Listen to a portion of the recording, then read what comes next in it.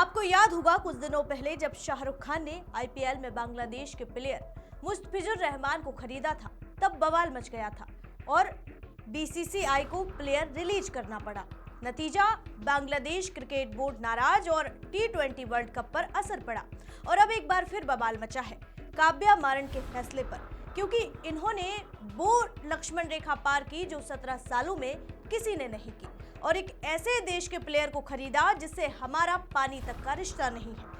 अब सवाल ये है कि काव्या ने ऐसा क्यों किया, क्या है ये पूरा मामला, बताएंगे विस्तार से। देखिए हमारी खास रिपोर्ट। नमस्कार, मैं हूं आराधना नामदेव, आप देख रहे हैं वीके न्यूज। मामला जुड़ा है इंग्लैंड में होने वाली मशहूर टी20 लीग द 100 के ऑक्शन से, जहां एक पाकिस्तानी खिलाड़ी की खरीदारी को लेकर सोशल मीडिया पर काफी ज्यादा बहस छिड़ गई है।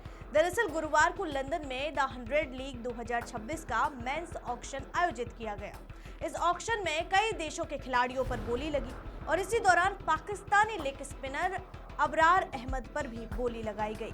खास बात ये रही कि उन्हें सनराइजर्स लीड्स ने 1,90,000 पाउंड यानी लगभग 2 करोड़ 34 लाख रुपए में खरीद लिया।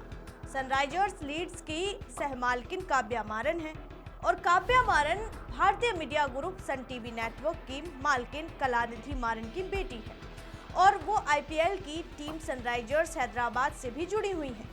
यही वजह है कि जैसे ही ये खबर सामने आई कि काव्या मारन की टीम सनराइजर्स लीड्स ने पाकिस्तानी खिलाड़ी अबरार अहमद को खरीदा है, सोशल मीडिया पर विवाद शुरू हो गया। कई लोगों ने इस फैसले की आलोचना करनी शुरू कर दी और कुछ लोगों ने कहा कि जब भारत और पाकिस्तान के बीच रिश्ते अच्छे नहीं हैं तो भारतीय मालिकाना हक वाली टीम को पाकिस्तानी खिलाड़ी को नहीं खरीदना चाहिए था।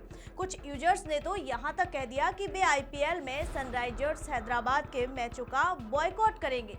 विवाद तब और ज्यादा बढ़ गया जब कथावाचक अनिरुद्ध आचार्य का एक बयान भी सामने आया। अनिरुद्ध आचार्य ने कहा कि अगर भारतीय पैसा पाकिस्तान के खिलाड़ियों को दिया जाएगा तो वही पैसा भारत के खिलाफ इस्तेमाल हो सकता है, और उनके इस बयान के बाद सोशल मीडिया पर बहस और ज्यादा तेज हो गई। हालांकि दूसरी तरफ फ्रेंचाइजी ने इस फैसले के पीछे की वजह भी साफ की है। सनराइजर्स लीड्स के हेड कोच इस समय न्यूजीलैंड के पूर्व कप्तान डेनियल विटोरी हैं। ऑक्शन के दौरान डेनियल विटोरी भी टीम के टेबल पर मौजूद थे। डेनियल विटोरी ने कहा कि टीम ने खिलाड़ियों का चुनाव केवल क्रिकेट के आधार पर किया है। उन्होंने बताया कि ऑक्शन में कई अच्छे स्पिनर मौजूद थे, लेकिन टीम को लगा कि अबरार अहमद उनकी रणनीति के हिसाब से सबसे बेहतर विकल्प है, इसीलिए टीम सनराइजर्स लीड्स ने उन पर बोली लगाई और आखिरकार उन्हें अपनी टीम में शामिल कर लिया। अगर अबरार अहमद की बात करें तो वो पाकिस्तान के एक शानदार लेग स्पिनर माने जाते हैं। अबरार अहमद ने इंटरनेशनल क्रिकेट में अपनी गेंदबाजी से कई बार बल्लेबाजों को मुश्किल में डाला है। खासकर उनकी गुगली और टर्न करने वाली गेंदें बल्लेबाजों को काफी परेशान करती हैं। तो दूसरी तरफ ये भी ध्यान देने वाली बात है कि जिस फ्रेंचाइजी ने अबरार अहमद को खरीदा है वो पहले नॉर्थर्न सुपरचार्जर्स के नाम से जानी जाती थी और बाद में सन टीवी नेटवर्क ने इस टीम में बड़ी हिस्सेदारी खरीद ली। कुछ रिपोर्ट्स के मुताबिक सन टीवी नेटवर्क ने इंग्लैंड और वेल्स क्रिकेट बोर्ड से 49% हिस्सेदारी और यॉर्कशायर से बाकी 51% हिस्सेदारी लगभग 100 मिलियन पाउंड में खरीद ली, और इस डील के बाद टीम का नाम बदलकर सनराइजर्स लीड कर दिया गया। ये वही ग्रुप है जो आईपीएल में सनराइजर्स हैदराबाद और साउथ अफ्रीका की SA20 लीग में सनराइजर्स ईस्टर्न कैप टीम को भी चलाता है। और अब यहाँ एक और दिलचस्प बात है कि साल 2009 के बाद से कोई भी पाकिस्तानी खिलाड़ी आईपीएल में नहीं खेला है। भारत और पाकिस्तान के राजनीतिक रिश्तों की वजह से आईपीएल में पाकिस्तानी खिलाड़ियों की एंट्री लगभग बंद कर दी गई थी, और इसी कारण दुनिया की कई दूसरी फ्रेंचाइजी टी20 लीग में निवेश करने वाले आईपीएल फ्रेंचाइजी मालिक आमतौर पर पाकिस्तानी क्रिकेटर्स को साइन करने से बचते रहे हैं।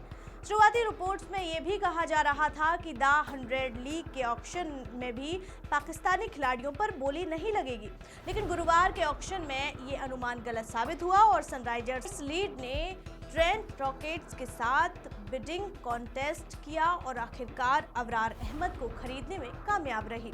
लंच ब्रेक से ठीक पहले ये बोली पूरी हुई और उसी के बाद से ये खबर तेजी से सोशल मीडिया पर फैल गई। इसके बाद से ही काव्या मारन और उनकी टीम सनराइजर्स लीड को लेकर लगातार बहस चल रही है। अब इस पूरे मामले को लेकर कई तरह की राय सामने आ रही है। आपको क्या लगता है, हमें कमेंट करके जरूर बताइए और ऐसी ही तमाम खबरों के लिए देखते रहिए वीके न्यूज। वीके न्यूज, राष्ट्र के नाम। वीके न्यूज, राष्ट्र के नाम।